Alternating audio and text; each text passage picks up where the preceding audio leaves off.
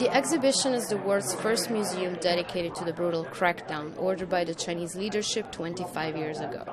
While references to the crackdown are banned on the mainland, activists and politicians in Hong Kong have long called on Beijing to offer a full account of what happened on June 4, 1989.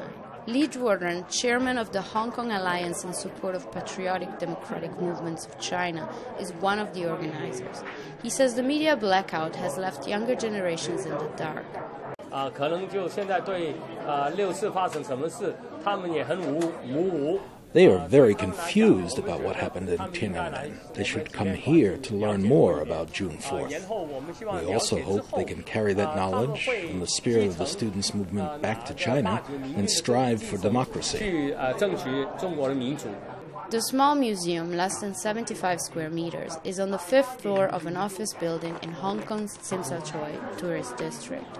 It is organized as a maze and offers a chronology of the events leading up to the crackdown, when the government ordered the People's Liberation Army to shoot at protesters. At the time, Chen Qinghua was a representative sent by the Hong Kong Student Association to support the student movement, which had been demonstrating for months against corruption and calling for political reform. He says that in the late evening of June 3rd, he was at a medical station near Tiananmen Square, and what he saw filled him with disbelief and anger.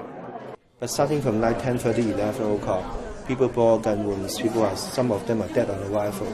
We are so shocked on that. You never prepare for that. An official death toll has never been made public. Estimates range from hundreds to thousands of dead. The government in China says the protests were counter-revolutionary and insists that China has moved on from that political turmoil. The last 30 years of development, Beijing says, show that the country has reached a clear conclusion about those events. Liu Ruixiao is a Hong Kong journalist.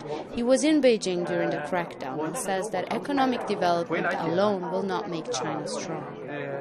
六四是整个民族中华民族的一个 June 4th is a wound for all the Chinese people.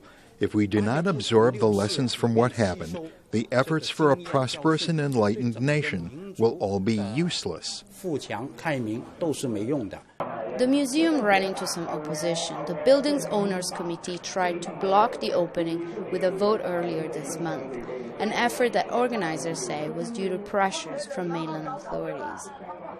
On Saturday, pro-Beijing protesters stood outside the museum's building, holding banners, suggesting violence was started by the student movement.